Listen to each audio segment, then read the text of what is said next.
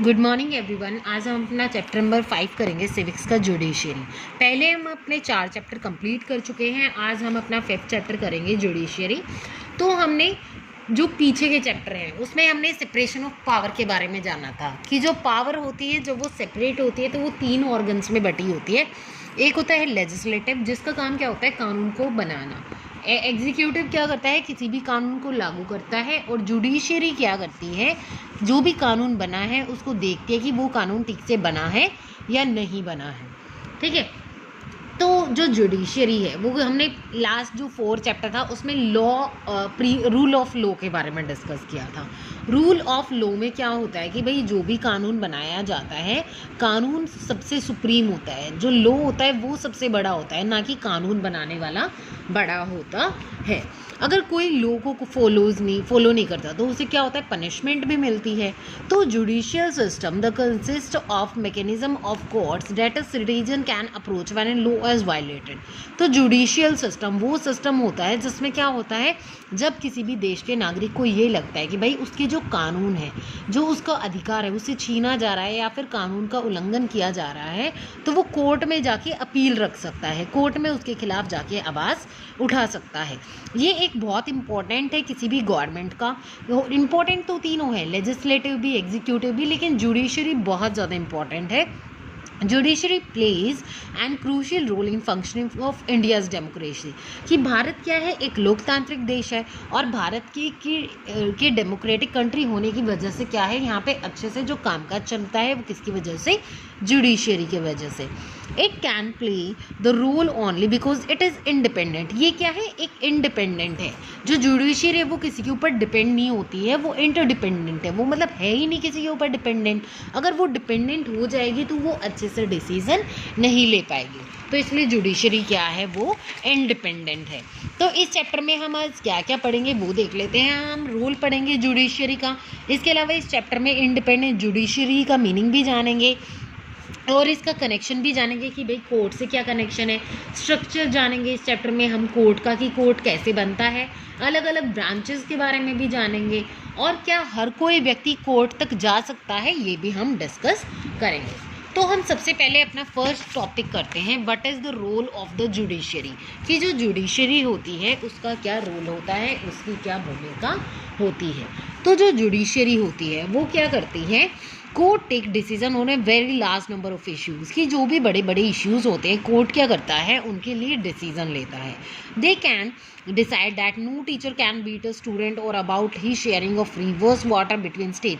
वो कैसे कैसे डिसीजन लेता है कि भाई जैसे कोई भी टीचर किसी भी स्टूडेंट को नहीं मारेगी, इस टाइप के डिसीजंस। ठीक है, और क्योंकि क्या है लॉज वगैरह बने होते हैं उनसे रिलेटेड। और इसके अलावा कि भाई 2 नदियों का पानी अगर किसी स्टेट में है तो वो कैसे बटेगा, कितना पानी किस स्टेट में जाएगा। And they can punish people for particular crimes. इसके अलावा क्या होता है लोगों को पनिशमेंट भी दी जाती है क्राइम्स अगर वो करते हैं तो उनसे related. Broadly speaking the work at the judiciary can be divided into the following. तो इस तरीके से देखें तो जुडिशरी के वर्क को इस तरीके से हम 3 पार्ट्स में डिवाइड करते हैं। First is dispute resolution, second is judicial review और थर्ड है upholding the law and enforcing fundamental rights. तो अब सबसे पहले हम डिस्प्यूट रिजोल्यूशन का बात करते हैं कि जब क्या होता है 2 या 2 से ज़्यादा व्यक्तियों के बीच में आपस में विवाद हो जाता है तो उसको कौन सुलझवाता है, जुडिशरी सुलझवाती है। ठीक है, जुडिशरी डिसीजन लेती है उस पर। इसके अलावा 2 स्टेट की 2 राज्यों की सरकारें हैं उनके बीच में आपस में झगड़ा हो जाता है। जैसे आपने 6th क्लास में पढ़ा था वाटर का, एक सिविक्स में एक चैप्टर था जिसमें वाटर के ऊपर लेके झगड़ा था कर्नाटक और तमिलनाडु के बीच में कि भाई जो कावेरी नदी है उसका पानी किस राज्य में ज़्यादा जाएगा। तो उनके बीच के जो झगड़े थे वो किसने सुलझाए थे, जुडिशरी ने सुलझाए थे। तो 2 राज्यों के बीच में जब झगड़ा हो या फिर लोगों के बीच में झगड़ा हो या फिर स्टेट और सेंट्रल गवर्नमेंट के बीच में झगड़ा हो, जब ऐसे सरकारों के बीच में झगड़ा होता है तो वो डिस्प्यूट रिजोल्यूशन मतलब जो आपस के इनके झगड़े होते हैं उनको सुलझाने में कौन हेल्प करता है, जुडिशरी हेल्प करती है। सेकंड आता है जुडिशियल रिव्यू। जुडिशियल रिव्यू में क्या होता है कि भाई कोई भी कानून बना दिया गया है, ठीक है, कोई भी जजमेंट दे दिया गया है, उस जजमेंट के ऊपर जुडिशरी क्या करती है, रिव्यू करती है, उसको देखती है कि भाई जो डिसीज़न लिया गया वो डिसीज़न ठीक भी लिया गया है या नहीं, क्या वो जो कानून आपने बनाया है क्या वो पॉपुलर अनपॉपुलर तो नहीं है, कंट्रोवर्शियल तो नहीं है। ये सब डिसीजन या फिर रिव्यू करना किसका काम होता है, जैसे जजेस होते हैं, उन कोर्ट्स में होते हैं, सुप्रीम कोर्ट, हाई कोर्ट का काम होता है, ठीक है, कि जो भी कानून वगैरह बनाया गया है वो सही है या नहीं। अगर किसी का कोई कानून का उल्लंघन कर रहा है तो उस कानून को क्या कर सकते हैं, उस कानून के अकॉर्डिंग उनको पनिशमेंट भी दी जा सकती है। या फिर कोई कानून लगता है कि भाई वो कानून ठीक नहीं है तो उस कानून को क्या किया जा सकता है, हटाया भी जा सकता है।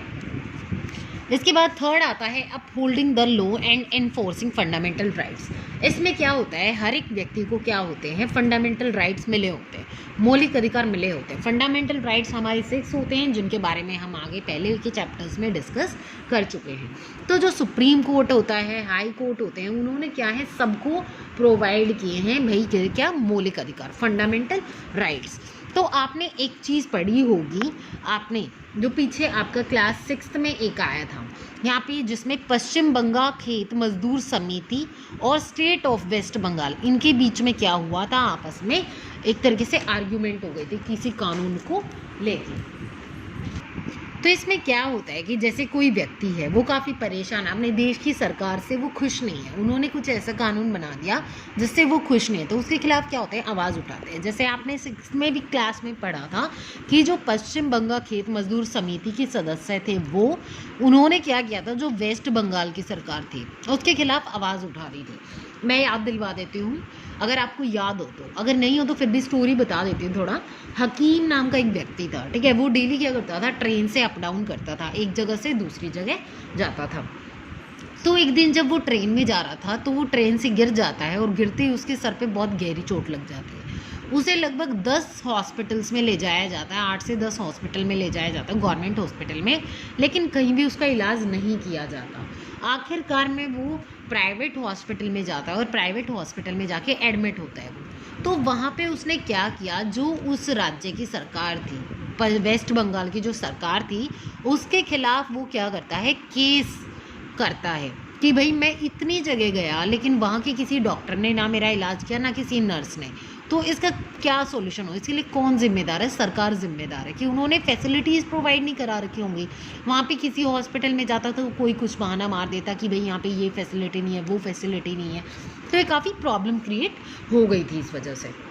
तो वहाँ पे क्या हुआ, तो उन्होंने जब केस दायर किया, ठीक है, तो वहाँ पे ये समिति ने उसका सपोर्ट किया, पश्चिम बंगाल खेत मजदूर समिति ने, क्योंकि वो एक मजदूर था, ठीक है। तो इस समिति ने क्या किया, उसको सपोर्ट किया और उन्होंने मिलके केस जीता आखिर में। और जो सरकार थी उसने उसे उतना ही पैसा, बल्कि और एक्स्ट्रा कुछ पैसे दिए ताकि उसका जितना भी इलाज में खर्चा हुआ है वो सब हम अदा कर सके, मुआवजा। सरकार ने वहाँ पे डिसीजन किसके अकॉर्डिंग लिया, सिटीजन के अकॉर्डिंग। तो यही बताया गया है कि अगर कोई कानून बनाया जाए तो उसके अकॉर्डिंग जो फंडामेंटल राइट्स आपको दिए जाते हैं, तो वो अगर नहीं फॉलो होते हैं या फिर तोड़ा जाता है उनको, तो आप उसके खिलाफ भी केस कर सकते हो। अब यहाँ पे एक बार सुप्रीम कोर्ट के बारे में देख लेते हैं। Supreme court was establish on 26 January 1950, the day India become a Republic. जिस दिन भारत एक रिपब्लिक देश बना था उस दिन हमारा सुप्रीम कोर्ट बना था, 26 जनवरी 1950 को, ठीक है। पहले क्या था, जो अब फिलहाल प्रेजेंट में जो इसकी बिल्डिंग है सुप्रीम कोर्ट की, वो न्यू दिल्ली में है, मथुरा रोड पे न्यू दिल्ली में है, जो 1958 में, लेकिन 1950 में सुप्रीम कोर्ट बन गया था। तो इसका मतलब 1950 से लेके 58 के 20 तक कहाँ पे सुप्रीम कोर्ट था। उससे पहले क्या था, जो कलकत्ता था वहाँ पे सुप्रीम कोर्ट था, लेकिन अभी हाल फिलहाल दिल्ली में ही सुप्रीम कोर्ट है, मथुरा रोड पे, ठीक है। और इसका पहले नाम क्या था, फेडरल कोर्ट ऑफ इंडिया था। 1937 से 49 तक इसका नाम था फेडरल कोर्ट ऑफ इंडिया। लेकिन उसके बाद जैसे ही भारत रिपब्लिक हुआ तो रिपब्लिक होते ही इसे सुप्रीम कोर्ट का नाम दे दिया गया। और 26 जनवरी 1950 को इसकी शुरुआत हुई थी और फिलहाल इसका ये कहाँ पे सिचुएटेड है, न्यू दिल्ली में।